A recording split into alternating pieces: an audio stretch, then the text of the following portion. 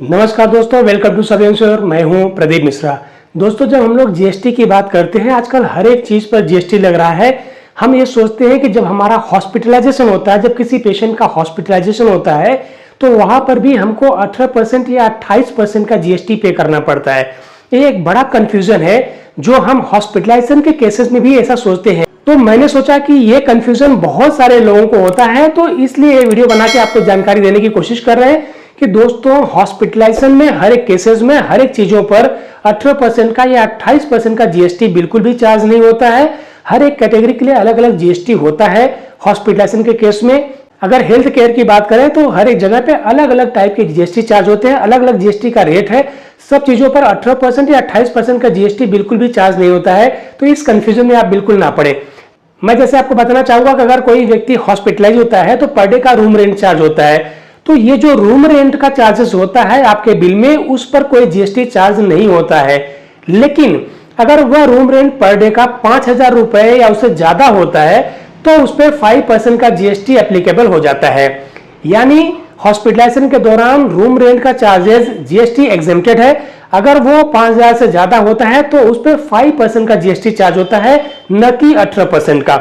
Similarly अगर कोई व्यक्ति आईसीयू में हॉस्पिटलाइज है तो उस आईसीयू के जो भी चार्जेस आपके बिल में होते हैं उस पर कोई भी जीएसटी चार्ज नहीं होता है। जब भी कोई ऐसे चांसेस होते हैं कि कोई व्यक्ति हॉस्पिटलाइज हो गया, उसका बिल बनता है, तो आप ये जरूर चेक करने की कोशिश करें कहीं आईसीयू चार्जेस पर भी तो 18% या 12% का जीएसटी लगाया तो नहीं गया। अगर ऐसा है तो आप हॉस्पिटल एडमिनिस्ट्रेशन से बात करें, उस पर कोई जीएसटी चार्ज नहीं होता है, वो आपको बेवाफ हो जाएगा।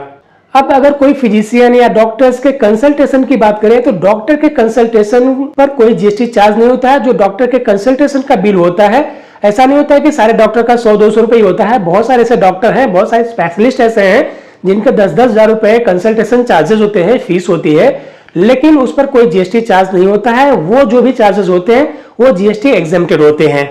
सबसे इंपॉर्टेंट बात जो आती है वो आती है मेडिसिन की। मेडिसिन में भी हम लोग सोचते हैं कि 18% का 18% का जीएसटी चार्ज होता है, तो सारी मेडिसिन पर 18% का जीएसटी फ्लैट नहीं चार्ज होता है।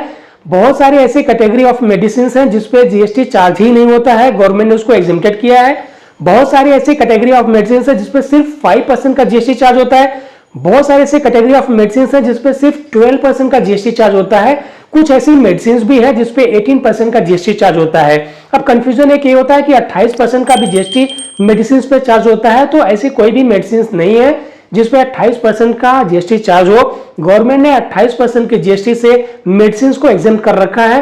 तो आप ऐसे कोई भी अगर आपका बिल बनता है कभी, तो जरूर उसको चेक करने की कोशिश करें, ऐसे कंफ्यूजन ना रहने पाए।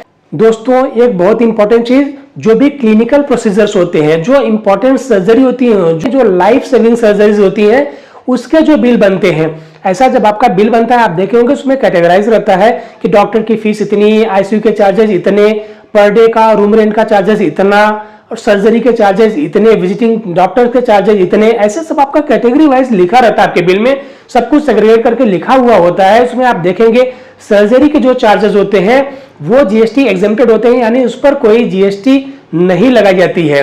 जो सर्जरी लाइफ को बचाने के लिए की जाती है, जो लाइफ थ्रेटनिंग चीजें होती हैं, उसके लिए सर्जरी करना कंपलसरी होता है। गवर्नमेंट उस पर कोई भी जीएसटी चार्ज नहीं करती है। लेकिन आजकल बहुत सारी सर्जरीज ऐसी भी होती हैं जो हम जानबूझ के करवाते हैं, फैशन के लिए करवाते हैं। जैसे बहुत सारी प्लास्टिक सर्जरी करवाते हैं, हेयर ट्रांसप्लांटेशन करवाते हैं। ये बहुत सारी चीजें होती हैं जिनका लाइफ थ्रेटनिंग से कोई लेना देना नहीं होता है, तो ये जीएसटी के अंडर में आती है। यानी अगर कोई व्यक्ति हेयर ट्रांसप्लांटेशन करवा रहा है तो उस पर जीएसटी चार्ज होगा। अगर कोई व्यक्ति फैशन के लिए कोई प्लास्टिक सर्जरी करवा रहा है, इस तरह की सर्जरी, कॉस्मेटिक सर्जरी करवा रहा है, तो वो जीएसटी के अंतर्गत आती है। उस पर जो भी बिल बनेगा उस पर जीएसटी चार्ज होगी। बहुत सारे ऐसे क्लिनिकल इंस्ट्रूमेंट होते हैं जिसपे गवर्नमेंट कोई भी जीएसटी चार्ज नहीं करती है। बहुत सारे ऐसे क्लिनिकल इंस्ट्रूमेंट्स भी होते हैं जिन पे जीएसटी चार्ज करती है। तो जो बहुत ज्यादा जरूरी होता है, लाइफ को सेव करने के लिए जो चीजें जरूरी है, उस पर गवर्नमेंट ने बिल्कुल ध्यान दिया है। उस पर जीएसटी के चार्ज या तो बहुत कम है या तो है ही नहीं। लेकिन जो चीजें हम फैशन के लिए करते हैं, जैसे बहुत बार होता है कि हम कॉस्मेटिक सर्जरी कर लेते हैं, हमारी नाक ऐसी है, हमारा फेस ऐसा है, इसके लिए भी हम लोग कर लेते हैं। बहुत सारे लोग जिनके पास पैसे है वो ये सब भी करते हैं। अब ऐसे मत सोचिए कि सबकी इमरजेंसी में सर्जरी होती है। बहुत सारे लोग सर्जरी इसलिए भी करते हैं कि वो अच्छा दिखे, उनकी बॉडी ऐसी हो जाए, वैसा हो जाए। तो ये सारी चीजें जीएसटी के अंतर्गत आती हैं। इसका जो बिल बनेगा उस पर जीएसटी बिल्कुल चार्ज होगा।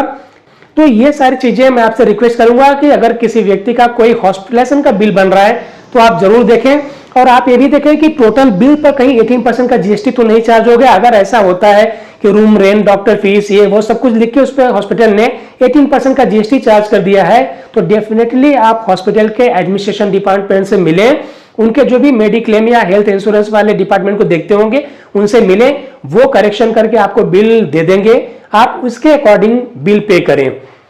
हॉस्पिटल से भी कभी कभी अनजाने में गलती हो सकती है, क्योंकि वहां पे जो स्टाफ बैठा है वो डॉक्टर नहीं होता है, उनके स्टाफ होते हैं जो काम करते हैं। डॉक्टर तो अपना काम करते हैं, तो हो सकता है कि जो अकाउंटिंग का काम कर रहे हैं वहां पे उनसे कोई थोड़ी मिस्टेक हो सकती है। तो जब भी अगर आपका कोई बिल बन रहा है, आप जरूर इस चीज का ध्यान रखें कि कहीं आपके बिल में 18% फ्लैट जीएसटी तो नहीं चार्ज हो गया या 28% फ्लैट जीएसटी तो नहीं चार्ज हो गया। अगर ऐसा होता है तो जरूर आप उसमें करेक्शन करवा लें। ये बहुत इंपॉर्टेंट जानकारी, बहुत सारे लोग इस चीज को लेकर कंफ्यूज रहते हैं, जैसा मैंने आपको इनिशियली बताया इस वीडियो में कि कंफ्यूजन बहुत सारे रहते हैं। तो ये कंफ्यूजन दूर करने के लिए हमने ये वीडियो बनाया है, और अगर आपको लग रहा है कि इंफॉर्मेटिव वीडियो है तो और लोगों तक पहुंचाने की कोशिश करें, और सब्सक्राइब भी करके हमारे चैनल का बेल आइकन जरूर दबा दें, ताकि ऐसे और जानकारी वाले वीडियोस के नोटिफिकेशंस आपको मिलते रहें। आज के इस वीडियो में बस इतना ही। जल्दी हम आपसे दूसरे वीडियो मिलेंगे, तब तक के लिए थैंक यू सो मच, बहुत बहुत धन्यवाद।